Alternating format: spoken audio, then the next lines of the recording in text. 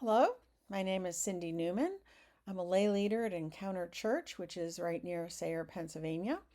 And I've been working with the Genesis MEG board for a number of years and had the great privilege and joy of serving with that group of people who are devoted to walking with our conference ministerial candidates on their journey toward discerning whether ordination is the call that God has upon their lives. So I'm doing two videos. This part one is going to discuss your preparation for our CMC interview days.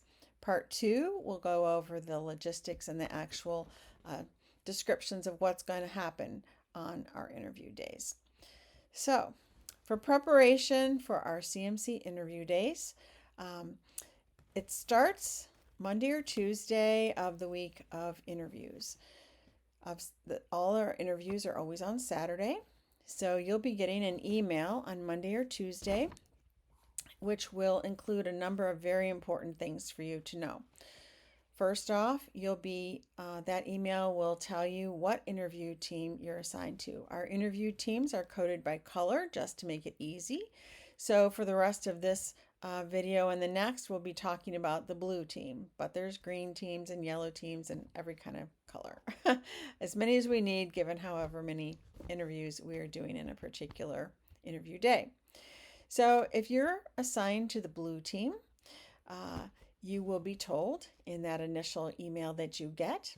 The email will also describe or tell you the CMCs that you'll be interviewing that day and how many so that you'll know.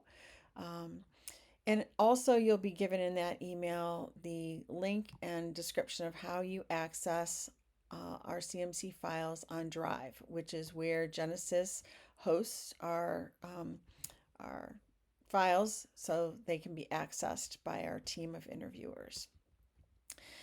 The number one important thing to understand about accessing these files or any part of our interview process is that it's a highly confidential process. Our CMCs deserve for us to hold the highest priority for confidentiality, and that includes interview questions.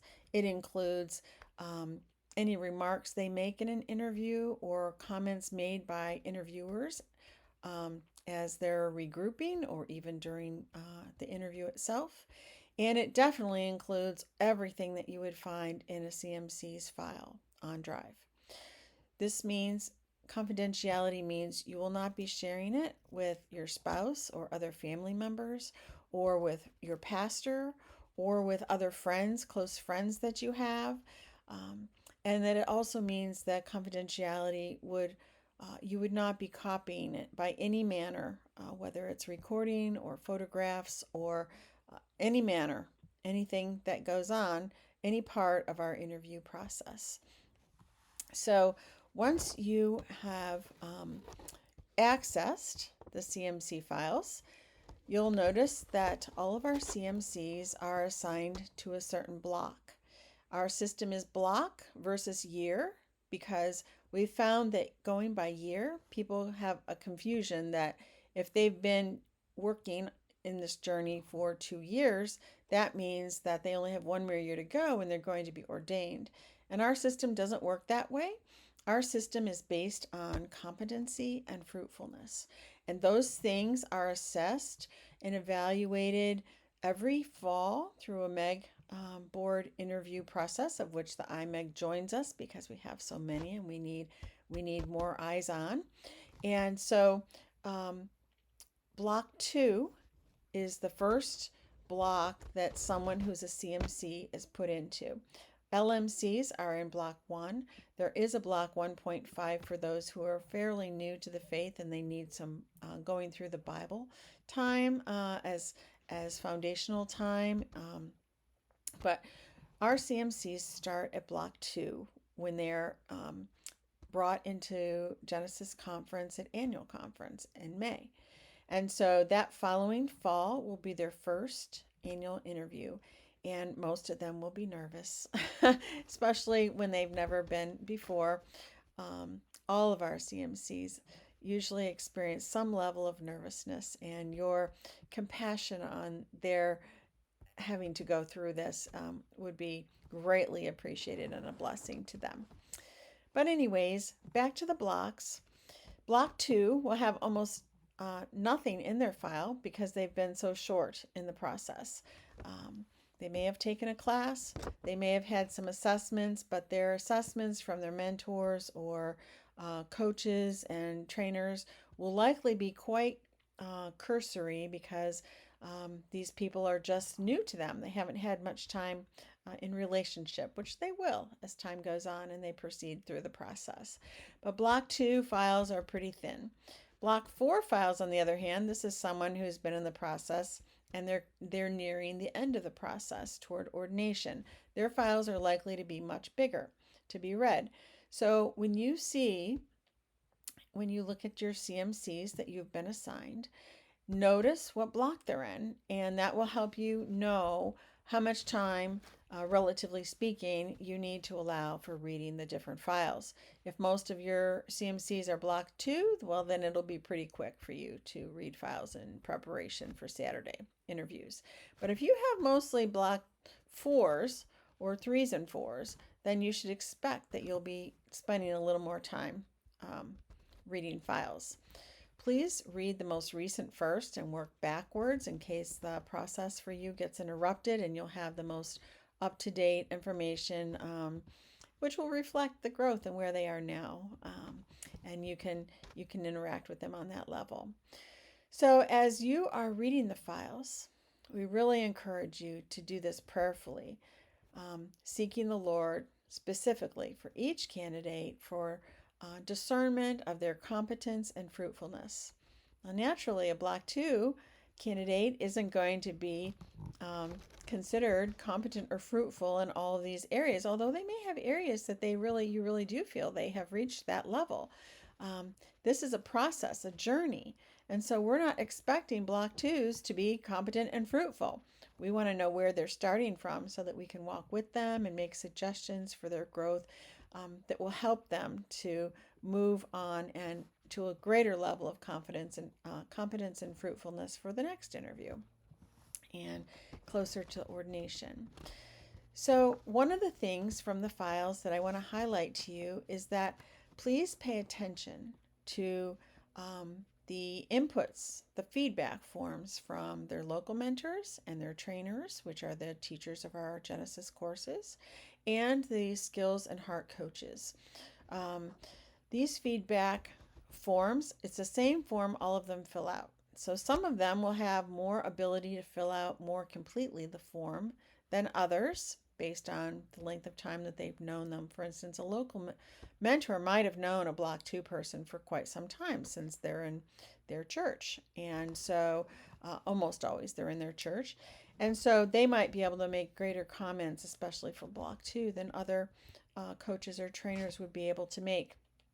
But the thing I'm wanting to highlight to you is that looking for consistency in these assessments is a big clue about things that might be important to press into during your interview time. If you have fairly uniform input, that's great. And your interview will hopefully be confirming your agreement with that level of competency and fruitfulness. But sometimes we have CMCs who have either their local mentor thinks they're really great or thinks they have really big problems, and the other coaches or trainers don't see those problems. And so when there's inconsistency that shows up in the file, especially in the feedback forms, please consider that an invitation to explore further in the interviews so that you can figure out where the two opinions are coming from and what might help in that situation. Also, comparing last year's feedback forms to this year's feedback forms can be a big indicator for conversations needed during your interview time.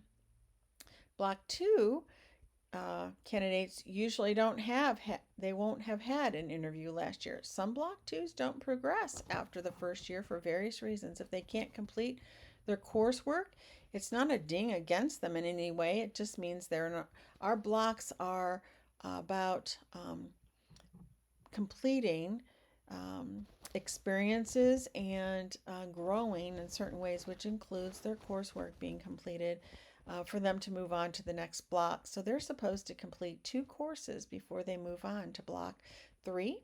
And so if our block 2 candidates come in May, it's possible that they could take 2 courses and be ready to be considered for block 3, that fall interview, but maybe not. And that's not a ding against them. At the same time, when they're block 2 and they're just new, you won't have a file from last year to compare with. But for everyone else, looking at where they were last year and the remarks and their action steps letter and what was supposed to be worked on in this coming year, um, those are very helpful in helping you to understand what to be looking for in your interview conversations. We're looking for indications of growth, and of course, we're looking for indications of whether they've worked on their action steps that were listed in their letter from the previous fall. So those are the things when you're preparing by reading files that you need to know before interview day. I wouldn't save it to the last minute if it's possible for you to do it sooner. It really is hard to press that in and to really have discernment time with God. There are 2 other things I want to mention in this video before we close.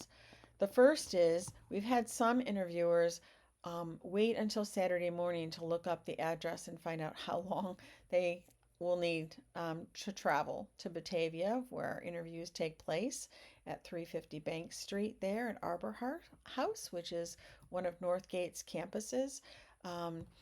You need to be there and ready to go at 9 a.m. And so please check out your MAPS application, or however you determine how long it will take you to get there, to be sure that you can be there on time. And lastly, I just want to go over a little bit about your interview teams so that you can know. As we mentioned earlier, interview teams are coded by color. So blue team is going to be made up of 4 to 6 people. And those 4 to 6 people, about half of them will be interviewing for Head and Free Methodist Way, as we call it. And what that means is the interview questions that they're going to be talking with their candidate about are going to relate to theology and our Free Methodist values and their academic progress. The other half of the blue interview team, 2 or 3 people, will be dealing with questions related to hands and heart. Hands has to do with activities, service, ministry, leadership. And heart has to do with character and relationship things. And so those 2 parts of the blue team will interview individually. In terms of the blue team will have 2 interview rooms going at once. One of the interview rooms will be Head and Free Methodist Way focused, and the other interview team will be heart and hands focused. So